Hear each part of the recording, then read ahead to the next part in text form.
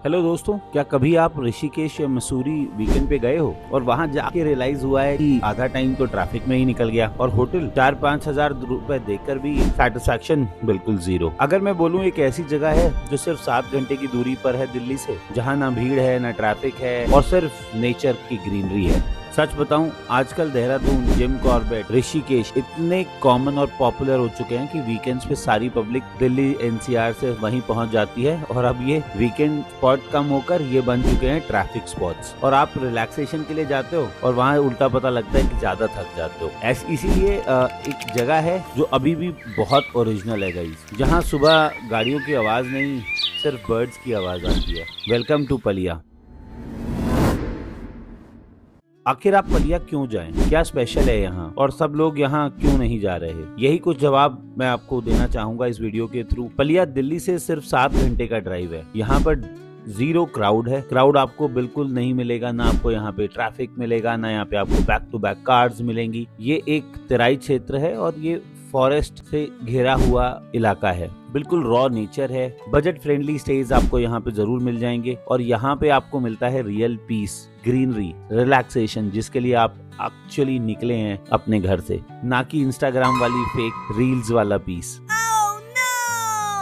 और इसके साथ क्या है पलिया में? पलिया में है दुधवा नेशनल पार्क। ये है पलिया का सबसे बड़ा हाईलाइट। क्या देखने को मिलता है दुधवा नेशनल पार्क में? दुधवा नेशनल पार्क जंगल, ये नॉर्मल जंगल नहीं है, ये एक वाइल्ड इंडिया है। यहाँ पर आपको देखने को मिलते हैं टाइगर, वो भी रियल वाला, राइनोस जो कि बहुत रेयर है इंडिया में, लेपर्ड, एलिफेंट्स, बारहसिंगा, ये दुधवा की पहचान है। 400 प्लस यहाँ पे आपको बर्ड स्पीशीज देखने को मिल जाते हैं और साथ साथ में आप यहाँ पर मजे ले सकते हैं सफारी के। और अगर आप सफारी प्लान कर रहे हैं तो ये इम्पोर्टेंट है इन्फॉर्मेशन जो आप चाहें तो सेव कर सकते हैं। मॉर्निंग सफारी आपको यहाँ पर कर सकते हैं या मिलेगी 6 से 10 बजे के बीच, और इवनिंग सफारी मिलती है 3 से शाम को 6:30 बजे तक। यहाँ बेस्ट विजिट करने का जो टाइम है या मौसम है वो है नवंबर से जून। यहाँ की जो कॉस्ट है अप्रोक्सीमेटली 200 रुपए की यहाँ पर एंट्री फीस लगती है और 2000 से 3500 के बीच में आपको एक जीप मिल जाती है। और सबसे अच्छी बात यह है कि ये जिम कॉर्बेट की तरह भीड़ नहीं मिलेगी आपको। यहाँ पे आपको नेचर एक्चुअल में आप उसको एक्सपीरियंस कर पाएंगे। जिम कॉर्बेट में जहाँ, जैसे कि मैंने खुद काफी कितनी बार विजिट किया है और हमने एक्सपीरियंस किया है कि वहाँ पर आपको दिखा दिए जाते हैं शेर के पंजे, जो मुझे लगता है वो एक दिन पहले या अर्ली मॉर्निंग्स जाकर उसके पंजे बना देते हैं लकड़ी के निशानों से। यहाँ पर आपको वो रियल देखने को मिलेगा। साइटिंग की गारंटी तो देखिए कहीं नहीं होती है when you visiting national parks, but यहाँ पे चांसेस बहुत ज्यादा होते हैं अगर आप दुधवा नेशनल पार्क विजिट कर रहे हैं तो। और इसके साथ साथ एक और बोनस है यहाँ पे। यहाँ का जो एक और बोनस है वो है जो आपको ऋषिकेश या नैनीताल, देहरादून में नहीं मिलेगा, वो है कि आप यहाँ से नेपाल जा सकते हो। गौरीफंटा बॉर्डर है यहाँ से, जो कि दुधवा से अगला 30 किलोमीटर दूरी पर है गौरीफंटा, और वहां से आप नेपाल में एंट्री कर जाते हो। यहाँ पर आप शॉपिंग कर सकते हो।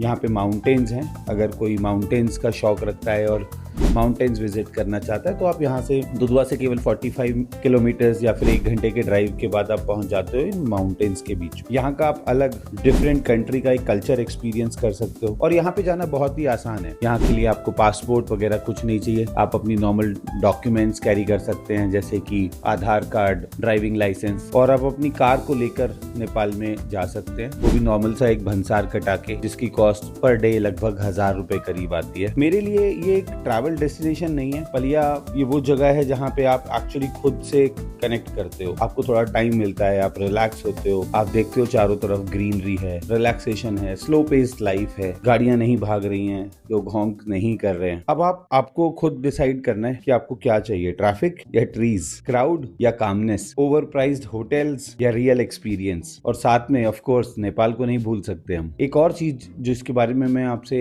यहाँ पे बात कर सकता हूँ वो है AQI।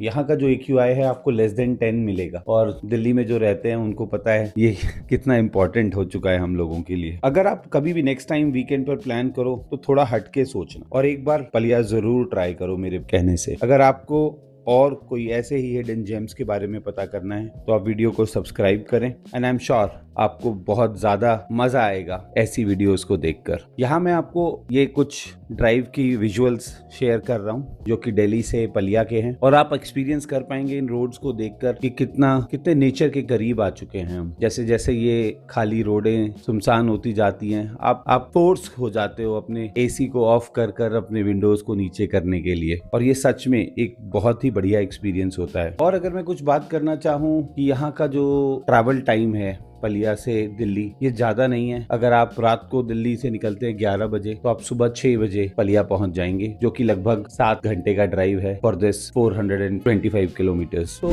आप बहुत आसानी से यहाँ जा सकते हैं। पलिया उत्तर प्रदेश में है,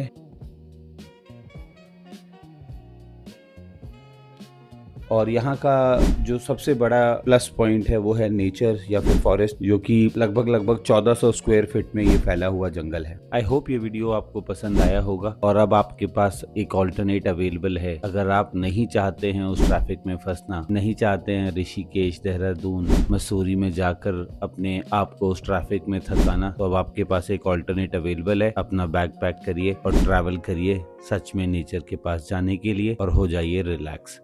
Thank you for watching once again.